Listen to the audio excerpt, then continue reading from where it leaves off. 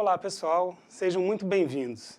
É muito bom estar aqui com vocês. Meu nome é o professor Fernando Goulart, sou professor efetivo do Instituto Federal do Norte de Minas, com especialização em sistemas distribuídos, mestrado em ciência da computação e doutorado em informática na educação, a ser completado ainda esse ano. E mais de 20 anos de experiência como docente em disciplinas de programação e informática. Estaremos juntos trabalhando o conteúdo da disciplina de Algoritmos e Programação 2. Esta é uma disciplina que é continuação e aprofundamento da disciplina anterior, Algoritmos e Programação 1, vistos no módulo anterior. Peço que em todas as aulas e encontros vocês estejam munidos de papel, caneta, para que quando surgirem dúvidas, vocês possam anotar e depois postarem no nosso fórum de dúvidas, já aproveitando a oportunidade para dizer que vai haver um fórum para cada aula. Então, participem, postem as suas dúvidas e ajudem os colegas com dúvidas que vocês conheçam a solução. É de forma colaborativa que construímos e ajudamos os colegas na construção dos conhecimentos necessários nessa modalidade de estudo. E para que tenhamos bons resultados e sucesso, é necessário o empenho e a dedicação de cada um de vocês, nos estudos, nas atividades da sala virtual, mas também é muito importante que vocês leiam todo o material disponibilizado no ambiente. Então vamos lá? O nosso planejamento para essa aula é, na primeira aula, revisar os principais conceitos vistos na disciplina de Algoritmos e Programação 1, tais como a importância dos algoritmos, as estruturas de controle, repetição, funções, ponteiros, vetores e strings, pois esse material serve de base para os novos conceitos apresentados nessa disciplina. Lembre que esse conteúdo é denso. Precisamos ter domínio para que possamos acompanhar recursos avançados que serão vistos nessa disciplina. Por exemplo, na próxima aula, falaremos das principais estruturas de dados, tais como listas, filas e pilhas. Esse é um assunto muito legal e tenho certeza que vocês vão curtir. Na aula 3, por exemplo, iremos falar das estruturas de dados. Veremos ainda árvores binárias, percurso em árvores, além das estruturas de busca sequencial e binária. Por fim, na última aula, dialogaremos sobre técnicas de ordenação, bubble sort, insertion sort e select sort. Os conteúdos avançados que versam sobre a introdução e complexidade de algoritmos, introdução à teoria de grafos, serão discutidos em nossos seminários, bem como outras técnicas de ordenação. E aí, estão prontos? Então vamos adiante. Uma das coisas mais importantes na disciplina anterior é lembrarmos da importância dos algoritmos. Para que eles servem? Os algoritmos estão presentes em praticamente tudo que fazemos em computação e na vida. Eles estão presentes, por exemplo, em transações bancárias, no funcionamento de celulares, no funcionamento das telecomunicações, enfim, em tudo que está ao nosso redor. Mas o que são mesmo esses tal de algoritmos? Manzano, um dos principais autores da área, num dos seus primeiros livros, em 2000, definia algoritmos como: algoritmo é uma sequência lógica infinita de instruções que, quando organizados, resolvem um determinado problema. Na prática, alguns autores comentam: algoritmo nada mais é do que uma receita de bolo de como realizar a solução ou como formalizar a solução de um problema. Mas vejam bem, nesse caso estamos falando de como fazer e não de o que fazer. Esse problema do que fazer será discutido em disciplinas como engenharia de software. Resumindo, os algoritmos estão presentes em todo o nosso dia a dia, não há como escapar deles. Na área de computação, vamos aprender a conviver com eles, se possível dominá-los e tirar o melhor proveito desse conteúdo.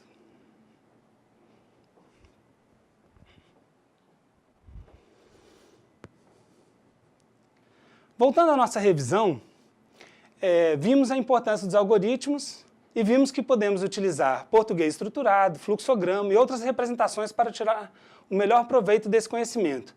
Entretanto, na disciplina anterior, utilizamos a linguagem C para aprofundar esse conhecimento. Vimos também que podemos usar diversos editores de texto, diversos compiladores, e preferimos usar o CodeBlocks, que é uma interface mais didática e automatizada. Nessa disciplina também poderemos fazer isso, poderemos usar os mesmos exemplos com a IDE CodeBlocks. Para garantir a qualidade e legibilidade do código, aconselhamos fortemente que vocês não se esqueçam de indentar o seu código. Com essa boa prática de programação, fica mais agradável tanto para quem escreve quanto para quem lê o código. Vimos também os tipos na linguagem C, que são as representações dos nossos números reais, números inteiros, bem como os tipos booleano e caractere. Nos próximos slides, falaremos com mais detalhes sobre eles. Nas declarações dos tipos primitivos, não podemos esquecer do igual, que é o símbolo que faz a atribuição de valores às nossas variáveis. Na maioria das linguagens de programação, isso é feito através desse operador, o igual. Falando em variáveis, utilizamos operadores de incremento, decremento, para aumentar e diminuir um valor de uma variável, lembrando que esses operadores são unários, ou seja, eles operam sobre um único operando, e podem ser pré-fixados ou pós-fixados, mais x ou x mais mais. E isso pode mudar o resultado quando estamos falando de uma expressão maior. Os operadores aritméticos são mais lembrados, são mais comuns, estão próximos do nosso dia a dia.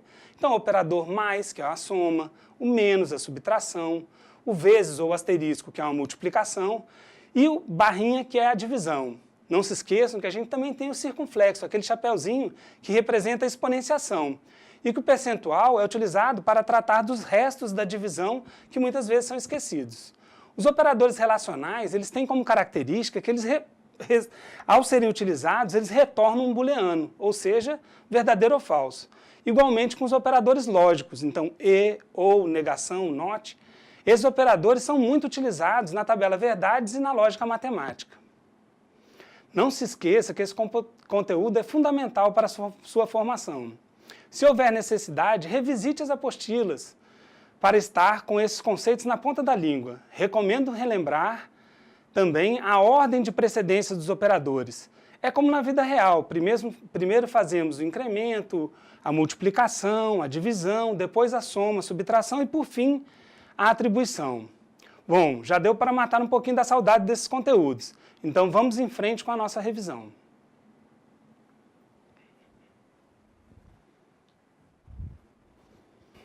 Essa tabelinha é muito legal para relembrarmos o tamanho e a capacidade dos nossos tipos primitivos em C. Lembrando que eles podem ter sinal ou não, aquele símbolos em inglês, signed ou unsigned. Sempre devemos escolher o tipo mais adequado para os nossos dados. Por exemplo, a idade de uma pessoa ou o número de uma casa não precisa ter sinal, não existe uma idade negativa, né? Também não é necessário ter casas decimais. Já o nosso salário precisa ter pelo menos 2 casas decimais. E não poderia ser representado, por exemplo, com um int, não é mesmo? Percebemos que um char pode variar de um número de menos 128 a 127, se tiver sinal, ou de 0 a 255, porque esses valores são possíveis de representar dentro de um único byte, ou seja, em 8 bits.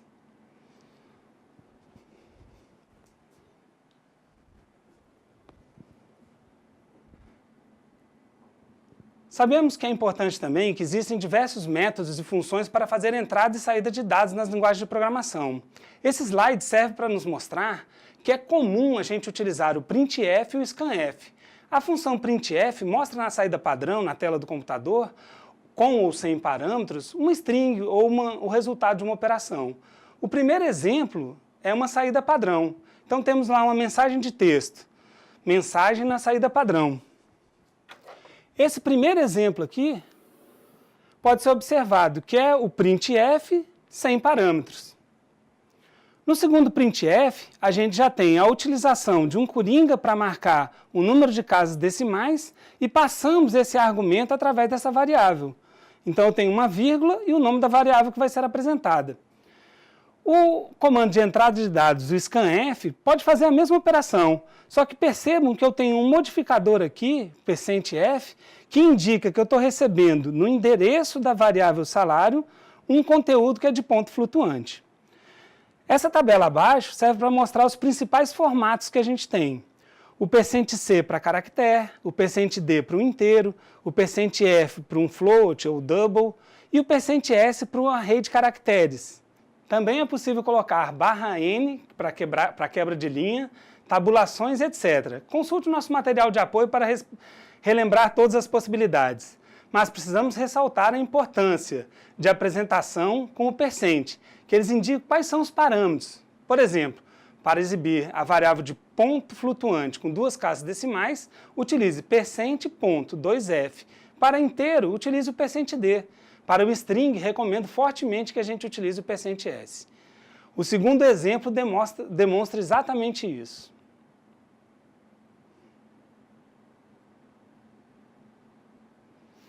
Puxa, quanta coisa legal que a gente teve para relembrar, né? Mas calma aí, reservamos um pouquinho de conteúdo interessante para você. Vamos ao próximo slide.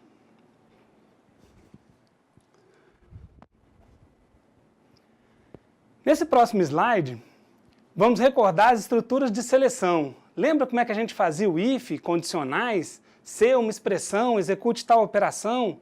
Então, realize tal tarefa. Caso contrário, faça tal operação ou tal tarefa. Relembrar esses conceitos elementares de programação nos ajudará muito a entender os recursos avançados. Nesse cenário temos um if, uma expressão, que ele pode ocorrer sozinho, um if e else, que é um se, caso tenha alguma expressão, ou caso contrário do else, continua executando as operações, e normalmente a gente pode utilizar também os if aninhados, que é colocar um if dentro de outro if, dentro de outro if, dentro de outro if, e assim sucessivamente. Nesses casos, tome cuidado. Existe uma estrutura de seleção chamada caso, ou switch case, que veremos um exemplo que pode dar muito mais opções para o usuário, ao invés de utilizar um if aninhado com mais possibilidades. Por exemplo, trataremos de idade. Se eu tiver uma idade menor que 2 anos, estou falando de um bebê. De 2 a 5 anos, estou falando de uma criança. Mais de 14 anos, de um adolescente. E assim sucessivamente. Então, quando eu tenho mais de 5 ocorrências numa estrutura de seleção do tipo C, eu prefiro utilizar o switch case. Cuidado, a gente tem que relembrar que existem as palavras reservadas break e continue. E também a palavrinha default, que significa, caso contrário, nenhuma das operações anteriores, execute essa operação. Nossa, tantas informações importantes para relembrar, que só exercitando novamente conseguiremos rever todos esses conceitos. Mas vamos adiante, que temos muita coisa legal na aula de hoje. Para relembrar esses conceitos, vamos analisar o código do próximo slide.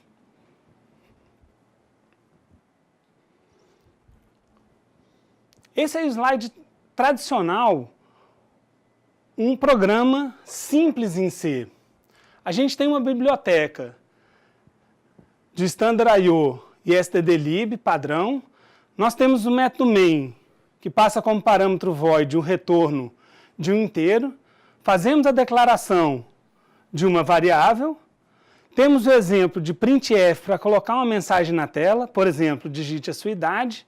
E agora lemos essa idade com um decimal, colocamos dentro do endereço de x. Então, scanf, a partir dessa linha, vai estar representado o conteúdo de x. E aqui, se o x for maior que 70, você está na melhor idade. Se x for maior que 21, é um adulto. Caso contrário, ainda não é adulto. E aí, o return para encerrar o nosso programinha. Legal, né? Passemos agora para uma revisão dos conceitos das estruturas de repetição, também muitos utilizados em todas as linguagens de programação. São 3 as estruturas de repetição: o for, o while e o do while. Mas quando deveria optar por utilizar um ou outro? Muitos autores dizem que essa escolha depende do estilo e da vontade do programador. Eu vou discordar um pouquinho e evidenciar algumas diferenças sobre esses 3 comandos. Um for, por exemplo, ele deve ser observado, como é observado no slide, ele já tem um controle inicial, eu tenho um controle final e eu tenho um incremento de quantos em quantos passos eu passo. Então, da posição inicial à condição final por um incremento é muito utilizado quando a gente conhece as condições de início e fim da nossa estrutura de repetição do nosso lado. Vamos a um exemplo prático. Queremos percorrer todas as strings, todos os arrays de char do início, desde a posição até a final, 1 a 1. Então eu pego a posição 0 até o tamanho -1 e aí percorro através de um for. Essa é uma instrução muito utilizada para repetição quando a gente tem as condições ideais, o início, o fim e o incremento. Agora os outros 2 comandos, como que eles se diferenciam? Simples, o while é utilizado quando eu testo a condição no início da aplicação. Já o do while, a condição de saída fica ao final.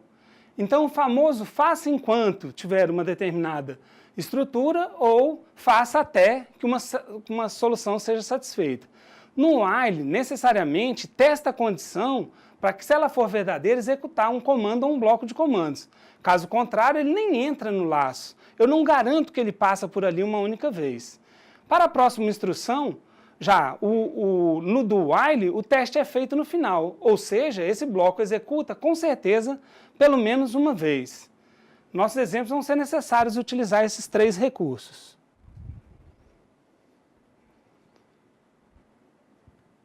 Chegamos nos principais pontos e conceitos importantes para a nossa aula de revisão, que é a parte de matrizes e vetores. Vamos começar pelos vetores.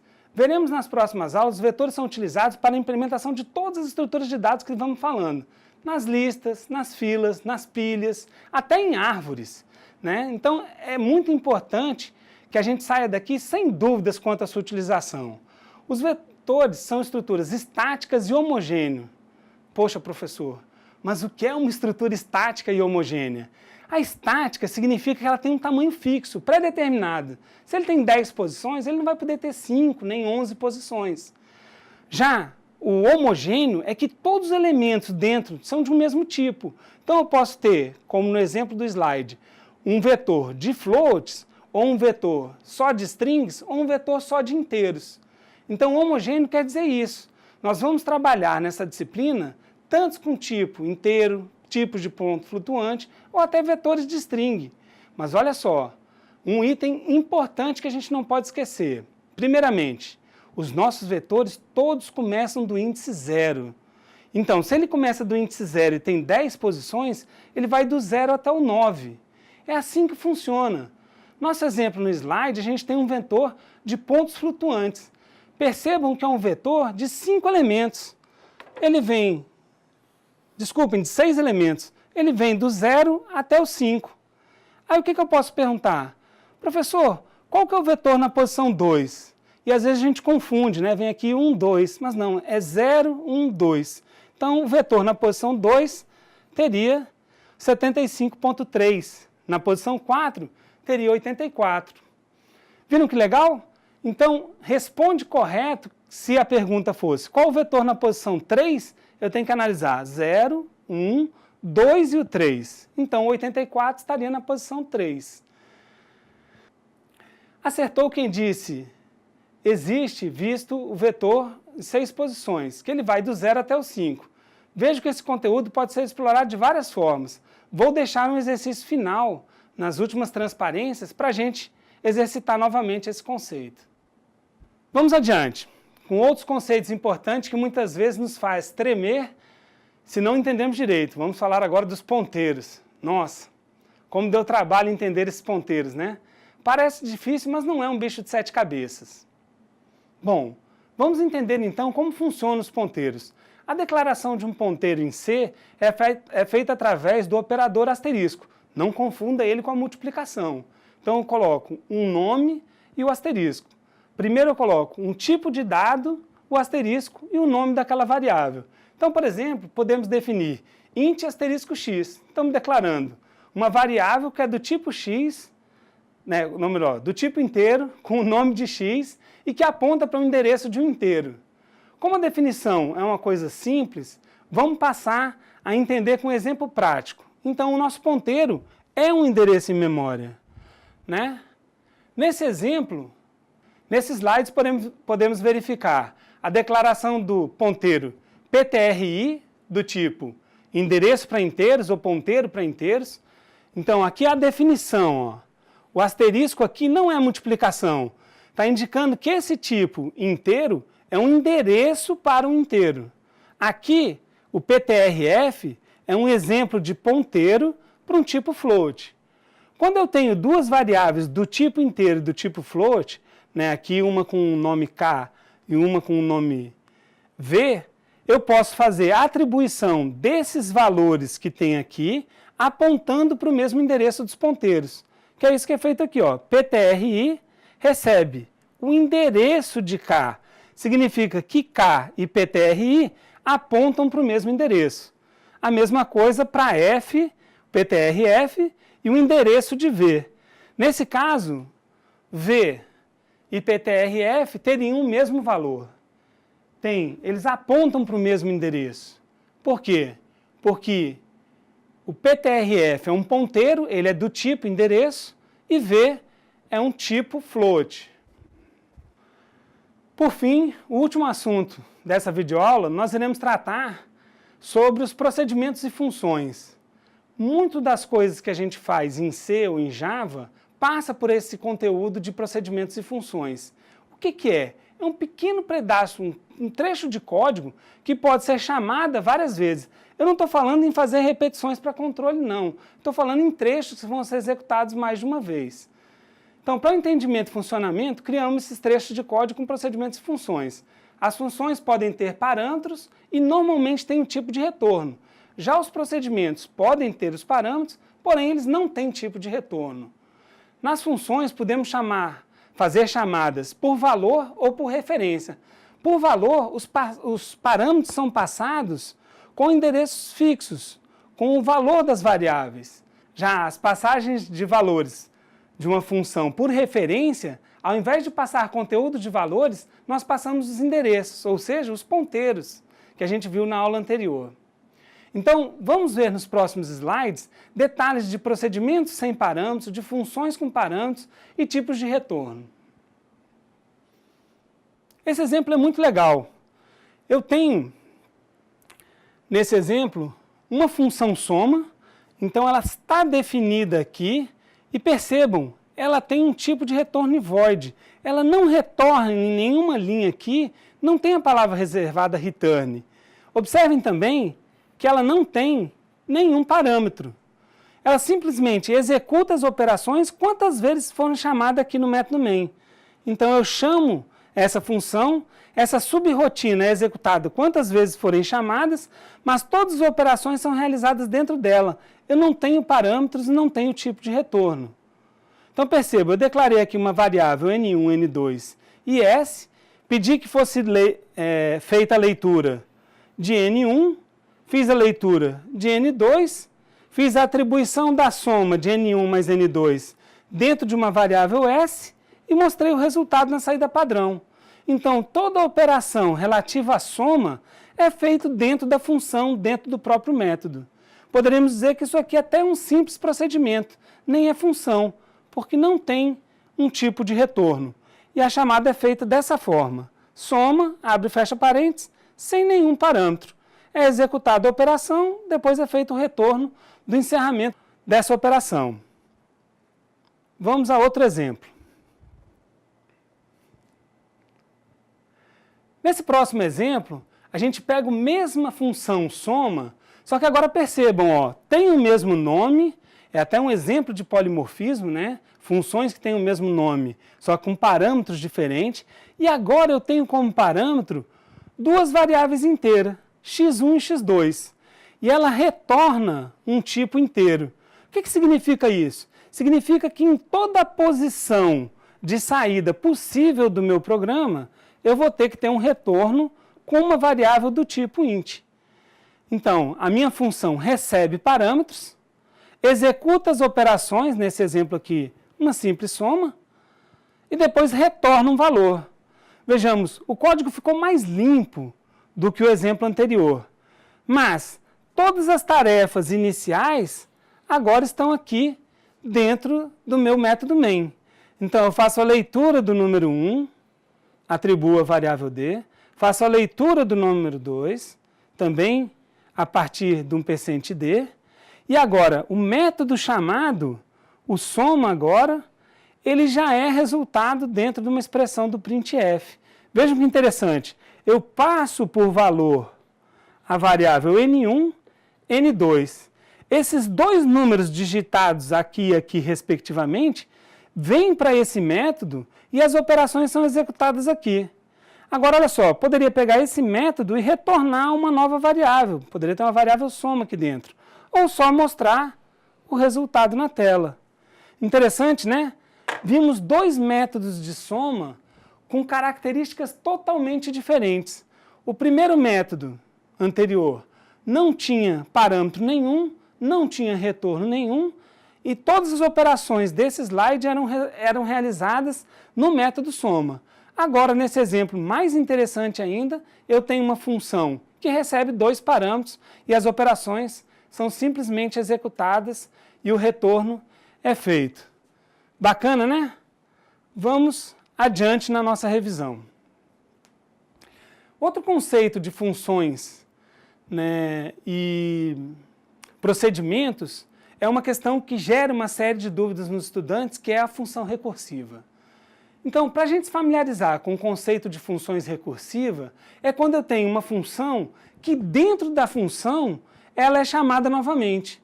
Isso é muito comum e tem um exemplo clássico e didático que a gente apresenta aqui no slide, que é a função fatorial.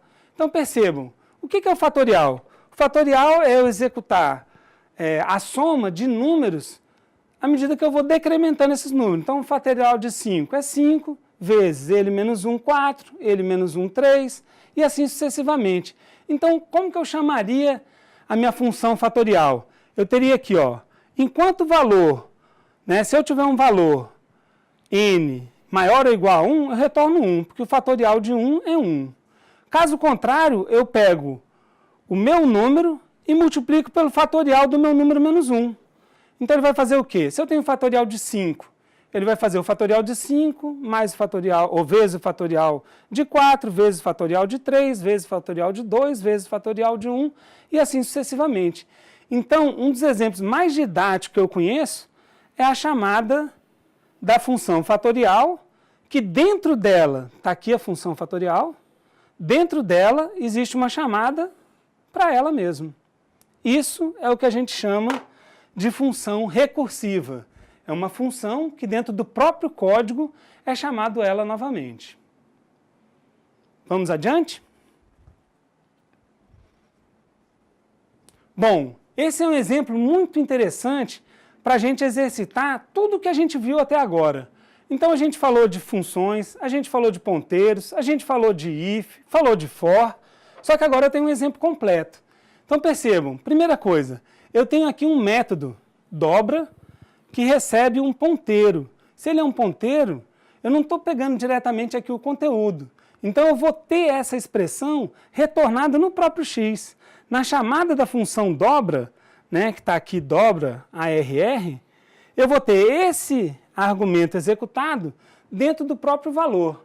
E aí que eu tenho expressões de uso de vetores, né, exemplo com uso de vetores, exemplo com uso de repetições de um for, nesse exemplo aqui de 0 até 10, né, de 0 até 9, que é k menos 10, fazendo um incremento, e aqui eu faço operações com os meus vetores. Ó.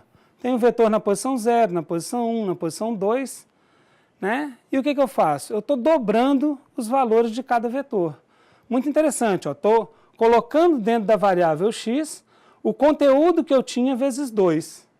Então, através da função dobra, eu vou pegar cada valor desse vetor e dobrar o seu valor. Só que como que eu faço a chamada disso aqui?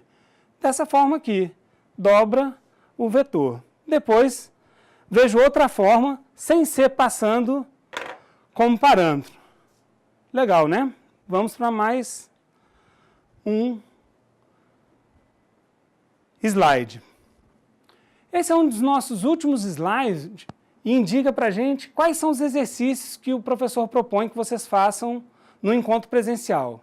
Então, a primeira coisa é descrever com as suas palavras o que você entendeu daquele exercício do slide anterior. Bacana, né? Escreve um texto pequeno, no máximo 2 laudas, sobre o que você quis ou o que você entendeu do programa do slide anterior. Para consolidar o conhecimento sobre funções e passagem de parâmetro, tem 2 páginas, na página 79 e 80, tem 2 programinhas, o 17 e o 18. Um funciona de uma forma, um funciona de outra forma. Um passa por valor, o outro passa parâmetros por referência. Eu quero que vocês analisem o código desse slide e postem a solução na plataforma. E para relembrar o uso de ponteiros, que é outro conteúdo bastante importante, bastante interessante, eu proponho que vocês realizem o exercício 22, as alternativas A e B, da página 87 da nossa apostila. Com isso, nós encerramos os assuntos da nossa primeira videoaula. Eu espero que vocês tenham gostado dessa forma diferente de apresentar o conteúdo e que também tenham absorvido pelo menos um pouco do que a gente viu hoje. Lembrem-se, é uma revisão. Agora, é importante acessar o ambiente virtual, participar dos fóruns e postar todas as suas dúvidas. E não se esqueça também de visitar as apostilas. Por enquanto é só. Bons estudos e até a próxima aula.